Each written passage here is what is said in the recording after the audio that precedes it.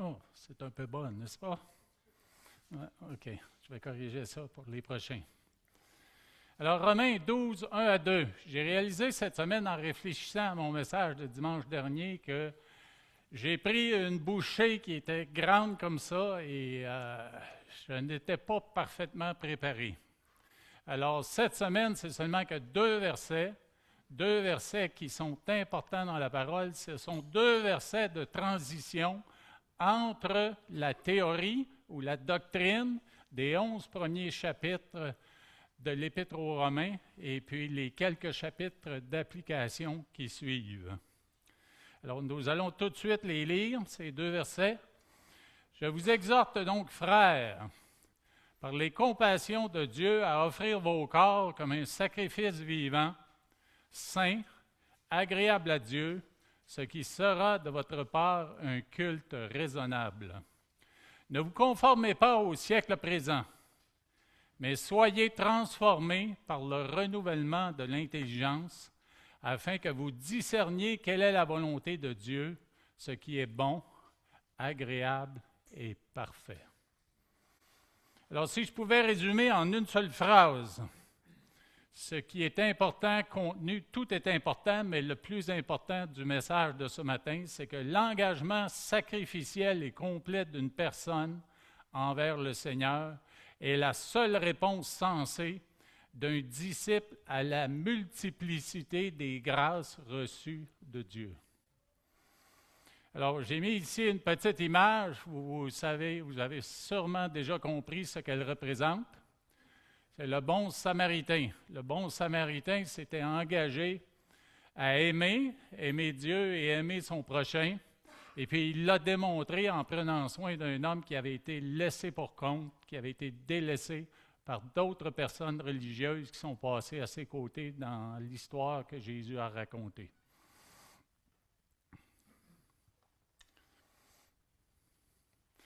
Alors, la lettre de Paul aux Romains, comme je disais, on peut la résumer par des doctrines dans les chapitres 1 à 11 et des applications dans les chapitres 12 à 14. Les chapitres suivants, il y a quelques applications, mais c'est surtout des salutations.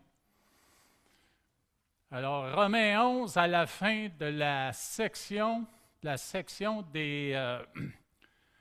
la doctrine.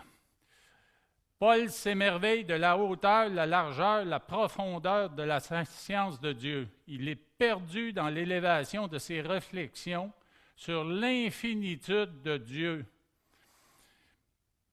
Et quand il les finit, ces réflexions, mais il décide de revenir sur terre dans les 2 premiers versets du chapitre 12 de Romains pour partager connaissances et exhortations pour en faire profiter croyants et incroyants. Alors, comme je disais, Romains 12, 14, application, devoir chrétien et pratique. Jetons un coup d'œil dans les versets qui sont là, qui sont la fin de Romains, le chapitre 11. Ô profondeur de la richesse, de la sagesse et de la science de Dieu, que ses jugements sont insondables et ses voies incompréhensibles. Car qui a connu la pensée du Seigneur? Ou qui a été son conseiller? Qui lui a donné le premier pour qu'il ait à recevoir en retour? C'est de lui, par lui et pour lui que sont toutes choses. À lui la gloire dans tous les siècles. Amen. Alors Paul, dans son émerveillement, dans ses réflexions, et ça peut nous arriver à nous aussi si on s'arrête pour considérer la grandeur de qui Dieu est et de ce qu'il a fait. Mais quelque part en chemin, il faut revenir sur terre. Et c'est ce que fait Paul dans les 2 premiers versets du chapitre 12. Alors Paul le fait volontiers de s'émerveiller dans ces pensées-là, des pensées qui sont élevées, mais il trouve toujours à revenir sur terre. Et quand il revient, il fait, on le voit dans le verset 1 qu'on a lu tantôt, « Je vous exhorte donc, frères, par les compassions de Dieu, à offrir vos corps, comme un sacrifice vivant, saint, agréable à Dieu, ce qui sera de votre part un culte raisonnable. » Alors, c'est un retour les pieds sur terre après une exposition magistrale des grandes vérités de la bonne nouvelle. En anglais, il y a une expression qui, moi, me fascine, là. Je l'ai entendue souvent quand j'étais aux États-Unis, je l'entends encore. C'est l'expression « where the rubber meets the road ». On fait référence, bien sûr, à un véhicule. Où ça se passe quand on se promène en véhicule? Le déplacement se passe au niveau des pneus. Il y a une force motrice qui fait tourner les roues. Et parce que les pneus ont une certaine prise sur le sol, mais ça avance. Même chose quand ça freine. Alors, de même dans le monde spirituel, quand on entend les vérités que le Seigneur nous donne dans les doctrines de la parole, quelque part, il faut revenir dans notre quotidien, sur terre, dans les relations interpersonnelles, dans la vie de tous les jours. C'est là que ça se passe pour ce qui est d'appliquer la parole de Dieu. Alors, Paul fait une douce exhortation pour des croyants qu'il n'avait jamais rencontrés. Et bien sûr, la totalité de cette pensée-là, de cette relation-là entre la doctrine et l'application, c'est que l'obéissance naît de la connaissance. Dans Jean 13, 17, il est écrit « Si vous savez ces choses, vous êtes heureux, pourvu que vous les pratiquiez. » Alors, quand nous sommes dans la parole et que nous découvrons les merveilles des doctrines du Seigneur, de la connaissance de sa personne, qui il est et ce qu'il fait, eh bien, il faut revenir quelque part et appliquer ça à nos vies personnelles, l'appliquer dans nos relations interpersonnelles, dans la famille, autour de nous, partout où nous vivons.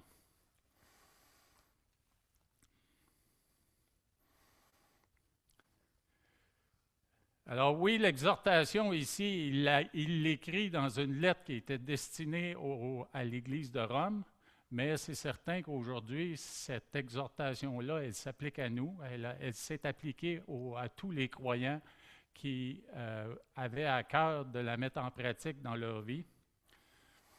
Et puis, contrairement à ce que Paul aurait pu faire, on sait très bien, puis on le voit dans les Épîtres aux Corinthiens, on le voit que Paul est capable de réprimandes sévères. Mais ici, bien sûr, il n'a jamais rencontré les chrétiens de Rome, mais par respect pour eux, mais il leur fait une douce exhortation.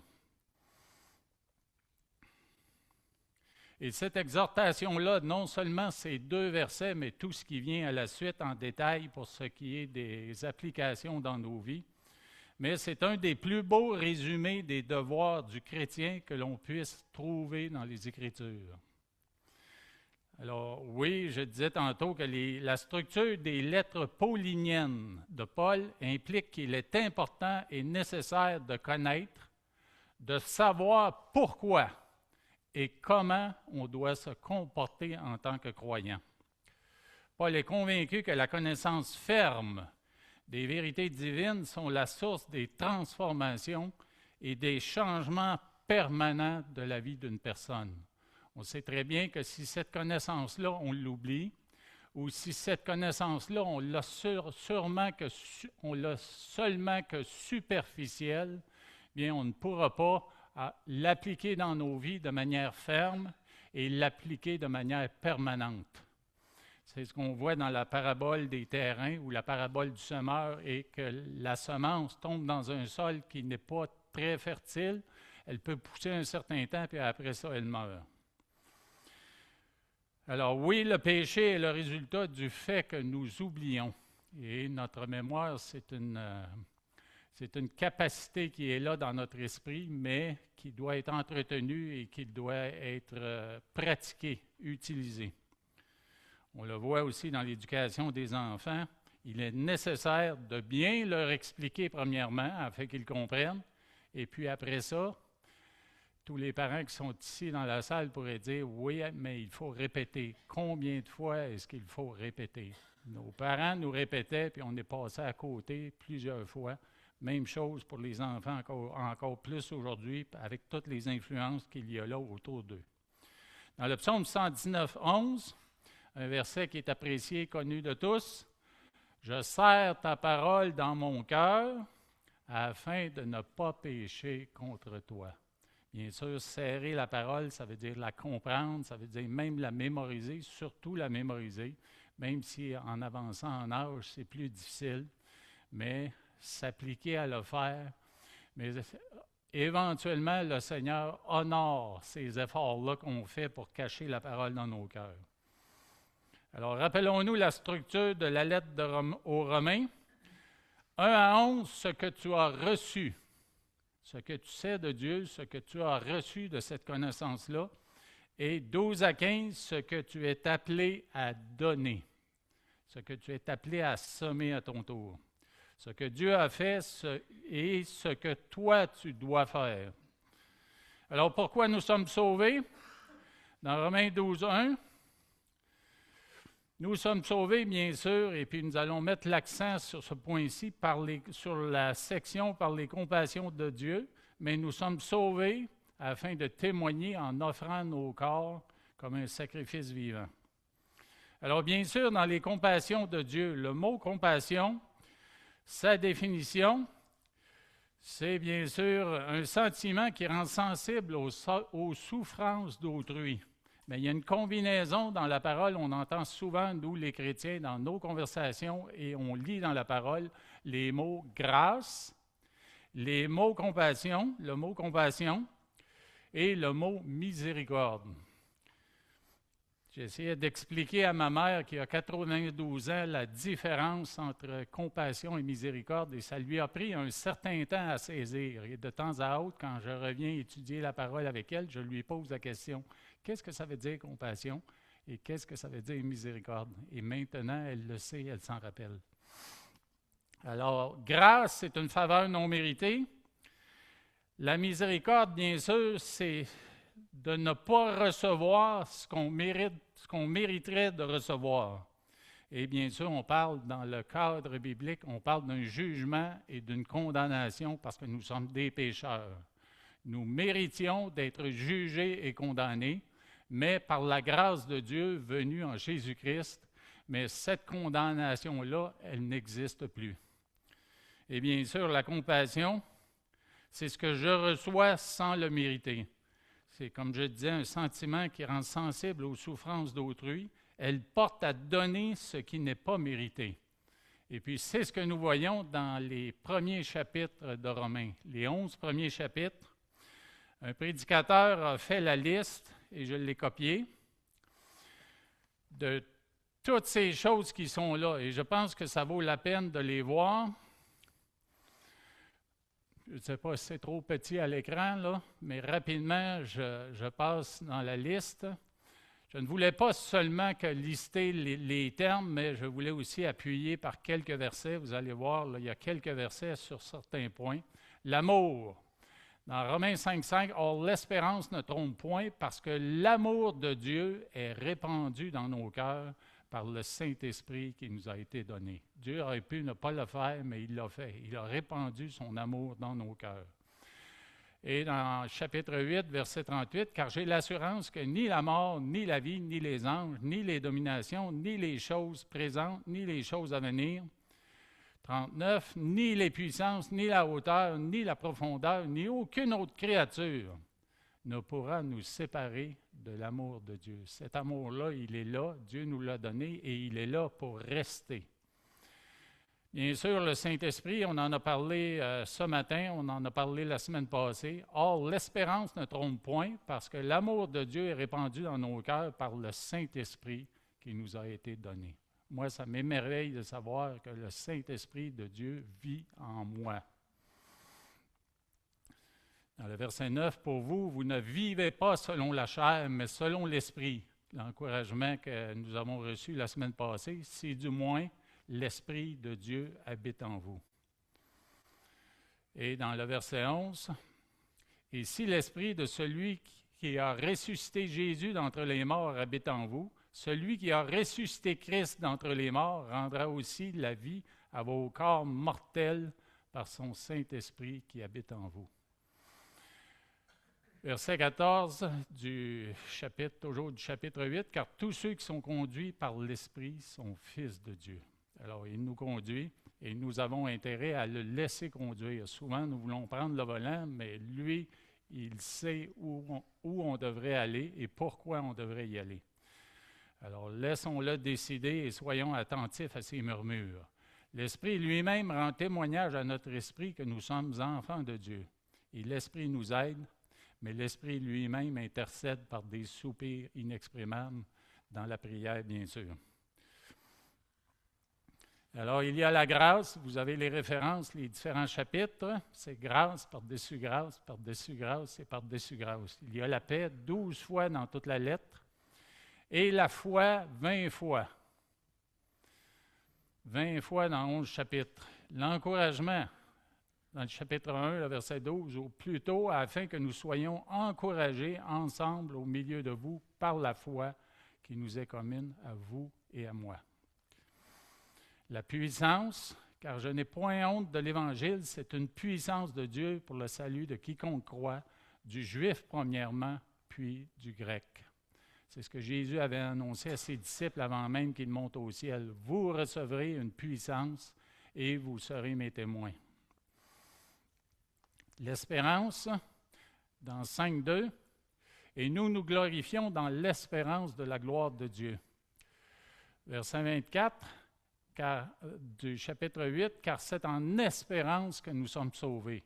Oui, nous avons la certitude que nous sommes sauvés, mais la pleine réalisation de ce salut-là, mais ça va se faire au moment de notre graduation, lorsque nous serons enlevés ou lorsque nous mourrons pour être amenés en sa présence. La bonté, où méprises-tu les richesses de sa bonté, de sa patience et de sa longanimité? Alors, patience, longanimité, la gloire, l'honneur, la justice, le pardon, la réconciliation. Et ça continue. La justification, la sécurité. Car si, lorsque nous étions ennemis, nous avons été réconciliés avec Dieu par la mort de son Fils, à plus forte raison, étant réconciliés, serons-nous sauvés par sa vie.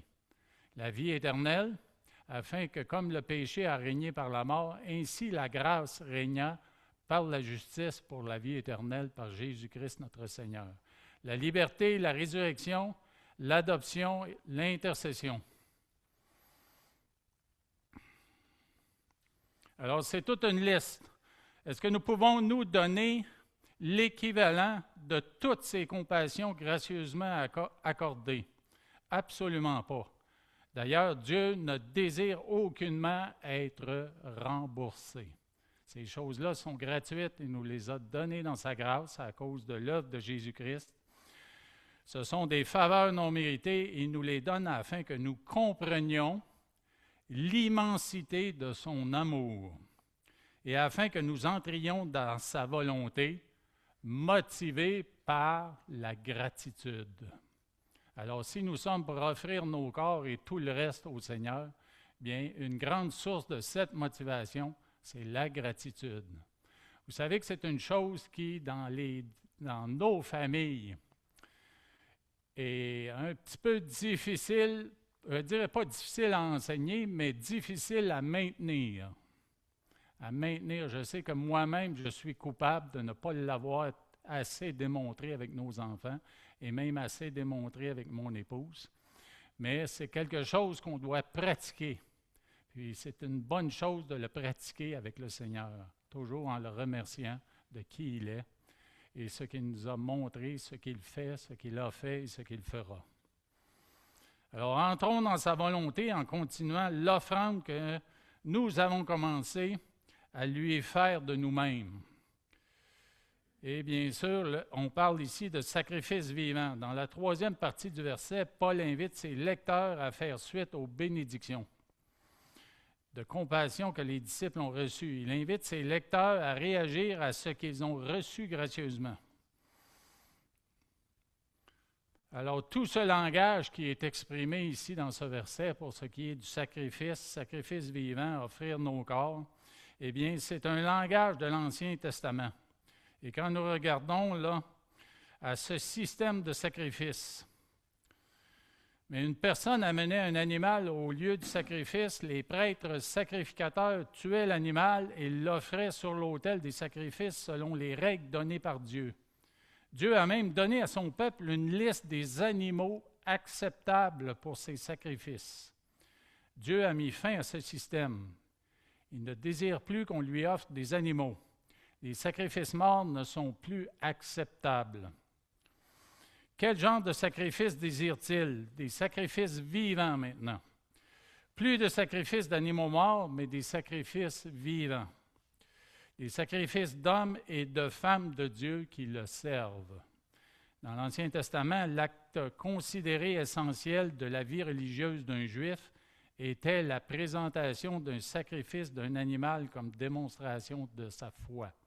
Alors, c'était un geste qui était très, très important pour eux. Dire que les sacrifices d'animaux étaient importants dans la vie religieuse du peuple d'Israël, ce n'est pas dire qu'un Israélite n'avait pas à offrir sa propre vie, sa vie de tous les jours. En d'autres mots, le sacrifice d'un animal mort ne devait pas remplacer l'offrande de son âme,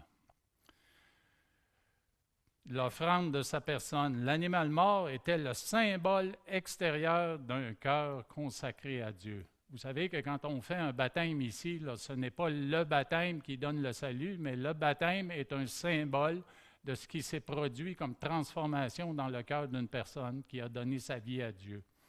Alors, de même, l'animal mort était le symbole extérieur d'un cœur consacré à Dieu. Les animaux offerts ne remplaçaient pas une vie quotidienne de piété et d'obéissance à Dieu.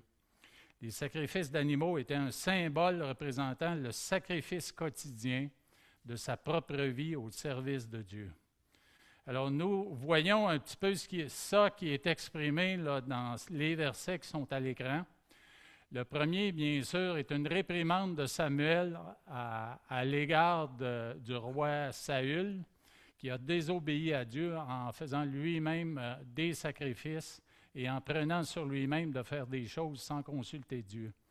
Alors Samuel lui dit, « L'Éternel trouve-t-il du plaisir dans les holocaustes et dans les sacrifices, comme dans l'obéissance à la voix de l'Éternel? Voici, l'obéissance vaut mieux que les sacrifices, et l'observation de sa parole vaut mieux que la graisse des béliers. » Et dans le psaume 51, 18, sensiblement la même idée. « Si tu eusses voulu des sacrifices, je t'en aurais offert, mais tu ne prends point plaisir aux holocaustes. » Les sacrifices qui sont agréables à Dieu, c'est un esprit qui est brisé.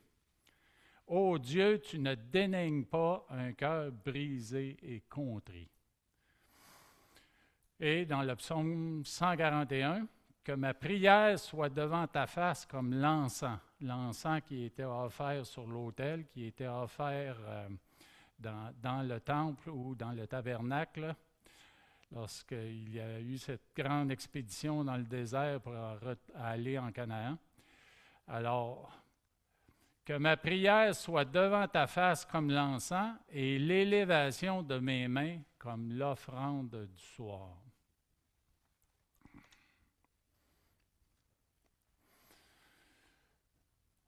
Bien que les sacrifices sanglants fussent prescrits pour l'expiation, la repentance, l'obéissance à la piété personnelle étaient considérées comme des offrandes supérieures, le sacrifice animal n'ayant de valeur que s'il était accompagné d'une disposition de cœur sincère. Quelle grande déclaration! Même chose pour nous, nos œuvres, nos offrandes de notre corps, mais sont toujours liées à la disposition de notre être intérieur, composé de l'âme, de l'esprit et du cœur. Alors, comment voir ces vérités dans le contexte d'aujourd'hui? Je ne peux pas penser que moi et mes contemporains pouvons nous présenter, par exemple, ici à la réunion dominicale seulement, et le reste du temps faire ce que nous voulons et ce qui nous plaît sans tenir compte de la volonté du Seigneur. Moi, je me rappelle, là, avec mes parents, quand on était jeunes, on allait à l'Église catholique romaine. Tout le monde était bien habillé, là, mis sur, on dit quoi, sur son 36, là? Sur son 31?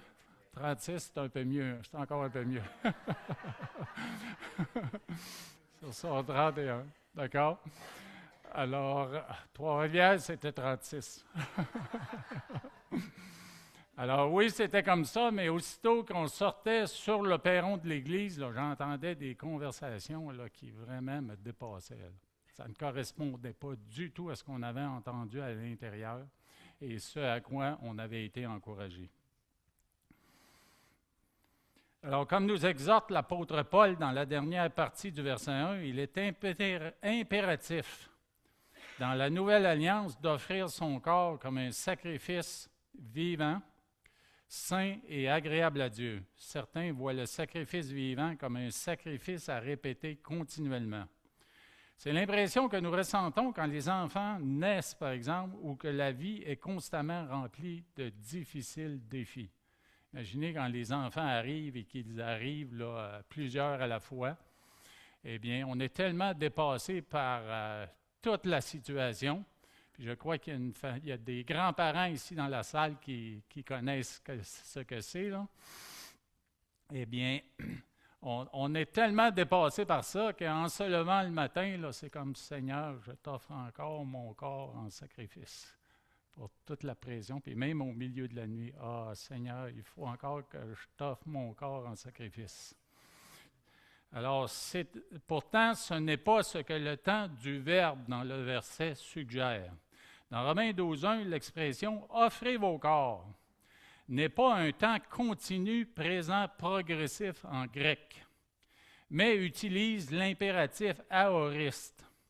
L'aoriste indique une action décisive, ponctuelle ou globale, plutôt qu'une action répétée ou continue, soulignant une consécration totale et immédiate à Dieu, bien que ses effets soient durables. En grec, l'aoriste est souvent employé pour une action vue comme un tout, un engagement radical et décisif, par opposition à un processus continu, qui est le présent impératif. En lisant cette explication, j'ai tout de suite pensé à des vœux de mariage. Vous savez, les vœux de mariage, c'est une décision, c'est un engagement qu'on fait à l'autel et on les fait pour la vie. C'est sûr qu'on a besoin d'y revenir et de se les rappeler, ces engagements-là, pour, bien sûr, les corriger notre façon de faire, nos façons de réagir ou nos façons de parler. On doit constamment faire des ajustements dans notre mariage. Alors oui, à la cérémonie, l'engagement est scellé. Et ces vœux peuvent être relus. Question de se les rappeler, messieurs et mesdames. Évidemment, ils sont toujours valides et ils n'ont pas besoin d'être refaits. Alors, on n'a pas besoin de toujours offrir notre corps, mais on a besoin de se rappeler que quand nous avons accepté Jésus-Christ comme Seigneur et Sauveur, à ce moment-là ou quelque temps après, on s'est offert à Dieu complètement. Et puis, il faut se rappeler cet engagement-là qu'on a fait. L'implication du passage, c'est de se rappeler notre engagement à servir le Seigneur de tout notre être, notre âme, notre esprit, notre cœur et notre corps. Réalisons qu'un tel sacrifice ne peut être offert à Dieu par une personne à moins qu'elle ait été rachetée. On ne peut rien offrir à Dieu si l'âme n'a pas déjà été d'abord offerte. Et puis il y a des versets dans la parole qui montrent là, cette idée-là là, d'offrir l'âme en premier. Alors, quelqu'un qui est non régénéré ne peut offrir son corps pour servir Dieu. Il ne peut offrir son esprit, il ne peut offrir sa volonté. Là, je n'ai plus touché à ma présentation, là.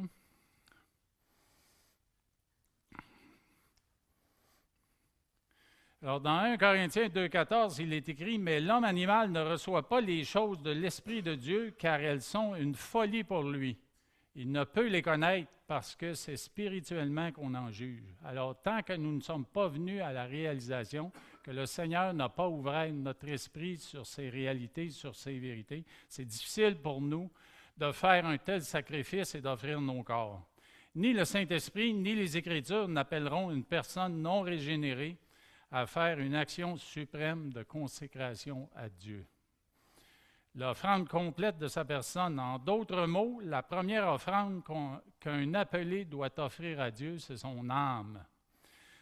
Les l'âme, bien sûr, dans la parole de Dieu, on fait souvent référence à l'être intérieur, à l'homme intérieur complet. Mais il y a un verset dans la parole qui me fait, moi, comprendre qu'il y a des éléments là, qui sont différents dans cette âme-là, dans cet être intérieur. On va le voir tantôt, là.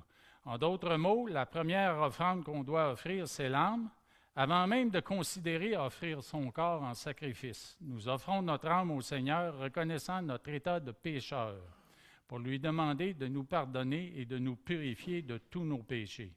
Voici ce que dit la Bible sur l'âme et son besoin de salut. Ces versets sont très révélateurs, vous les avez à l'écran. Psaume 119. « Mon âme languit après ton salut. J'espère en ta promesse. » Plusieurs prédicateurs, et moi j'abonde dans ce sens-là, c'est que l'âme, pour moi, c'est le siège des sentiments et des émotions. Et vous savez, quand on languit, il y a beaucoup d'émotions, il y a beaucoup de tristesse possiblement, là, quand on réalise notre état de pécheur. Dans le psaume 35, « Et mon âme aura de la joie en l'Éternel, de l'allégresse en son salut. » Alors on voit un élément, là, l'âme qui aspire à ce salut-là, qui désire ce salut-là. « Voici mes souffrances, même sont devenues mon salut. Tu as pris plaisir à retirer mon âme de la fosse du néant, car tu as jeté derrière toi tous mes péchés. » Alors ici, bien sûr, c'est un peu l'élément du fait que c'est l'âme qui est condamnée à périr pour ceux qui ne sont pas rachetés, pour ceux qui ne sont pas sauvés. Ce qu'il déteste entendre en passant. Là. Dans Ésaïe 61:10, « Je me réjouirai en l'Éternel, mon âme sera ravie d'allégresse en mon Dieu, car il a revêtu des vêtements du salut. » Et dans Matthieu 10:28, « Ne craignez pas ceux qui tuent le corps et qui ne peuvent tuer l'âme. Craignez plutôt celui qui peut faire périr l'âme et le corps dans la géhenne. » Alors, à partir d'un verset comme celui-là et le suivant dans Matthieu 16:26, « Que servirait-il à un homme de gagner tout le monde s'il perdait son âme, ou que donnerait un homme en échange de son âme? » Et on réalise que la condition de l'âme, siège des émotions et des sentiments, mais elle est terrible devant un Dieu qui se prépare à la juger. Là. Alors c'est pourquoi qu'inconsciemment, dans notre être intérieur, on a cette lutte, ce combat et ce désir surtout là, de connaître le salut de Dieu. Alors l'offrande du corps doit suivre l'offrande de l'âme, de l'esprit et du cœur. Comment un non-croyant peut-il offrir son corps comme un sacrifice vivant s'il n'a pas d'abord offert son âme pour le salut, selon le plan de Dieu accompli en Jésus-Christ? Rappelons-nous que la parole de Dieu, elle est claire quand elle décrit les humains comme étant créés d'une enveloppe extérieure, le corps, dans lequel Dieu a placé l'homme intérieur. Et puis le verset qui me porte à croire, moi, qu'il y a des dimensions à cet être intérieur, c'est Marc 12:30, où il est écrit « Tu aimeras le Seigneur, ton Dieu, de tout ton cœur, de toute ton âme, de toute ta pensée et de toute ta force. » Alors, il y a 4 éléments ici. Et puis, quand on considère les 4 éléments, bien sûr, on réalise que la force, c'est le corps. Et puis, quand on voit à quel point notre corps est faible devant la tentation, on réalise que sans l'Esprit de Dieu en nous, notre force, elle ne vaut pas grand-chose. Alors oui, le cœur, l'âme, la pensée et la force, les 4 doivent être consacrés au Seigneur. Et quand on considère les textes là, de Romains chapitre 7, et qu'on voit Paul qui parle de ses membres, la lutte entre ses membres, sa pensée et tout le reste, là, mais on réalise que le corps est définitivement un problème. Alors, Paul met l'emphase sur le corps dans le verset parce qu'il comprend que le corps est problématique, que le corps est d'une grande faiblesse. Rappelons-nous que Satan a premièrement tenté Jésus par la faim du corps. Jean cite 3 sources de tentation dans sa première épître. La première étant la convoitise de la chair. Paul compare 2 vies, 2 affections, 2 marches, 2 conduites dans Romains chapitre 8 et dans Galates 5. il compare la vie selon la chair et la vie selon l'esprit. Et il est clair que le corps est un faiseur de troubles, un troublemaker. Quand on regarde le monde, à quel point le monde s'enfonce dans la sensualité et la sexualité, on voit que le corps est un troublemaker. Même chose au niveau de toutes les addictions qui sont combattues, incluant la gourmandise. La gourmandise, c'est un désir du corps que nous devons combattre si nous devons avoir une santé qui va nous permettre de durer, qui va nous permettre de vivre plus longtemps.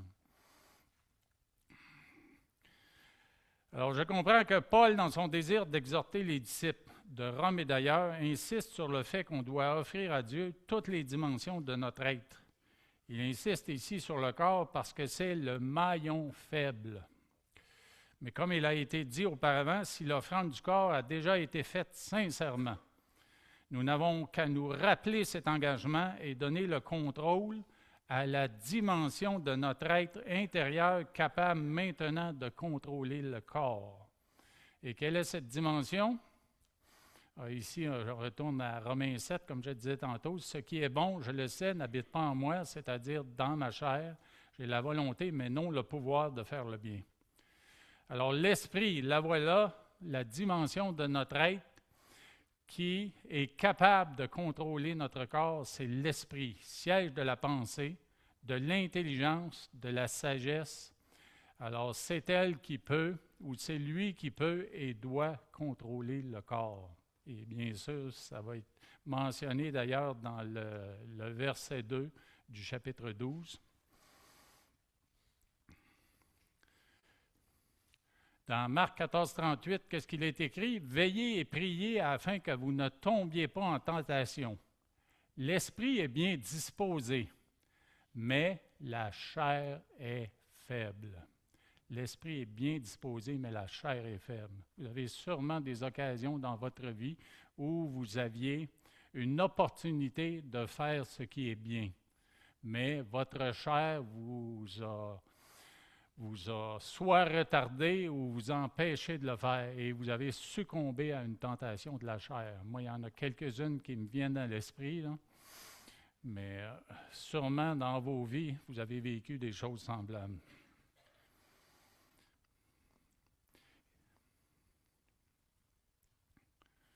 Alors, offrir son corps, cet appel, c'est un appel à un don initial et complet de soi-même qui sert de base à la vie spirituelle continue, mentionnée dans les versets suivants, tels que le renouvellement de l'intelligence. C'est dans l'Esprit, par la puissance de l'Esprit de Dieu, que se gagnent tous les combats, incluant les combats de la chair.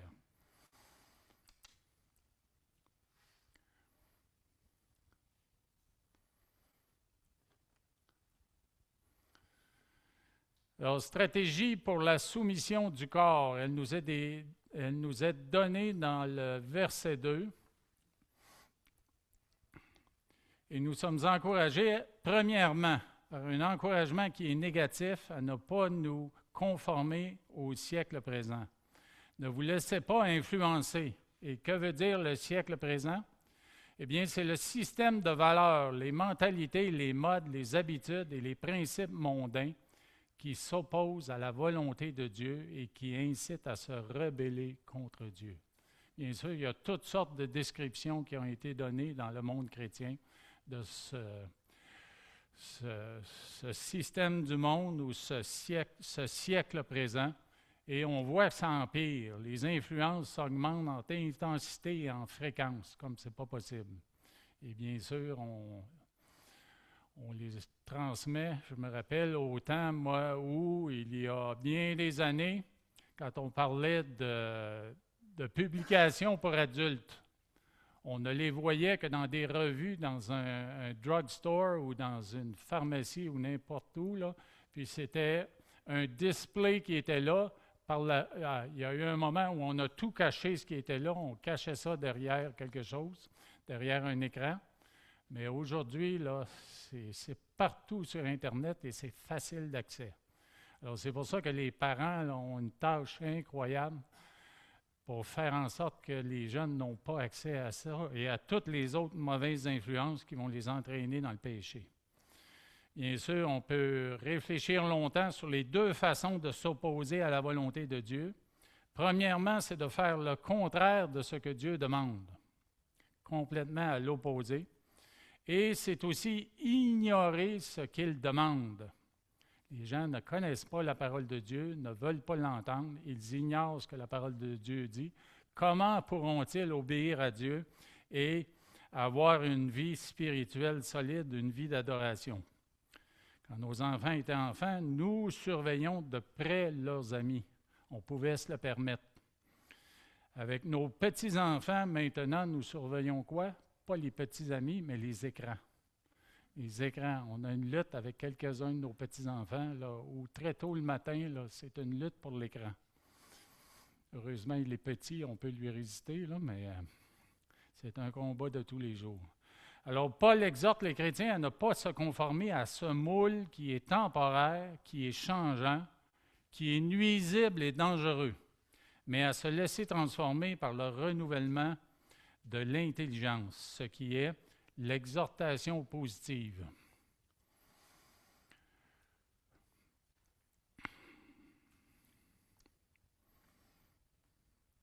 Paul exhorte à chercher intentionnellement la transformation par une vie spirituelle qui est riche dans la lecture, l'étude et la méditation de la parole de Dieu. La prière augmente les effets de la parole.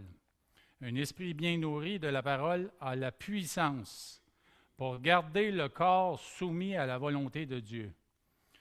Un grand pasteur a utilisé le terme « saturation ». Et moi, j'ai trouvé ça très intéressant quand il a mentionné ça dans sa prédication. Lui, il a dit qu'il se saturait de la parole de Dieu. Et ça paraît dans ses enseignements, ça paraît dans sa prédication. Alors, s'il vous est possible de vous saturer de la parole de Dieu, écarter du chemin, éloigner du chemin les divertissements du monde, comme j'ai mentionné la semaine passée, poussez ça sur le côté et vous allez voir rapidement une grande différence dans votre perception de la parole de Dieu, dans votre volonté à vouloir lui obéir et dans la détermination que vous allez avoir à avoir des temps de prière qui sont intenses, qui sont intenses non seulement en prière, en durée, mais aussi dans la compréhension de la parole, dans l'étude et dans ce que vous allez saisir spirituellement. Alors, l'esprit est capable de résister au corps. Le corps est faible. Et même si on a pris un engagement qui est appelé à durer, il faut y revenir à l'engagement pour prendre les moyens nécessaires pour que l'esprit soit solide, puissant, pour résister à ce corps qui est le maillon faible de ce combat que nous vivons ici en ce monde. Alors, remercions le Seigneur pour sa merveilleuse épître, l'épître de Paul, qui est intense en connaissance et en sagesse, mais qui est une bénédiction pour le monde chrétien. Dieu Tout-Puissant, c'est avec grâce que ce matin, avec gratitude plutôt, que nous voulons te remercier. Remercier premièrement pour nous avoir fait connaître la grandeur de ta parole, qui est ta grandeur à toi. Vraiment, moi, je m'émerveille quand je contemple, comme Paul, qui tu es, ce que tu as fait, ce que tu fais et ce que tu feras. Je m'émerveille, Seigneur, de ta grandeur, de ta puissance, de ta souveraineté, ton amour, ta compassion, ta miséricorde, ta patience et tous les autres attributs qui sont décrits dans ta parole. Alors, merci Dieu de t'être révélé à nous. Et on te prie, Seigneur, que dans les prochains jours et même dans les prochaines semaines, prochains mois, prochaines années, en contemplant un retour possible de Jésus-Christ, que nous soyons encore plus engagés à respecter cet engagement qu'on a pris quand nous sommes venus à la foi, à t'offrir toute notre personne, notre âme, notre esprit, notre cœur, siège de la volonté, et notre corps, à marcher dans tes voies, à t'obéir et à être un témoin pour le monde qui nous entoure. Merci de nous transformer, Seigneur. On réalise qu'il y a encore du travail à faire, mais on sait que tu es capable de le faire. Aide-nous à nous ôter du chemin pour laisser ton esprit travailler en nous, puis aide-nous à être attentifs à ce qu'il fait, afin que nous acceptions ces transformations, même si de temps à autre, ça peut être douloureux. On sait, ô Éternel, que tu utilises les bénédictions comme les défis dans nos vies pour nous transformer, et on te remercie pour ça. Donne-nous de les accepter et d'avancer. On t'offre, Seigneur, ce matin, nos âmes, nos esprits, nos cœurs et nos corps. Encore une fois, on renouvelle cet engagement qu'on a fait quand nous sommes venus à la foi. Et on te demande, Dieu Tout-Puissant, de nous aider par tous les moyens merveilleux que tu nous donnes à respecter cet engagement. C'est dans le nom glorieux de Jésus que nous prions. Amen. Dieu vous bénisse. Bonne semaine.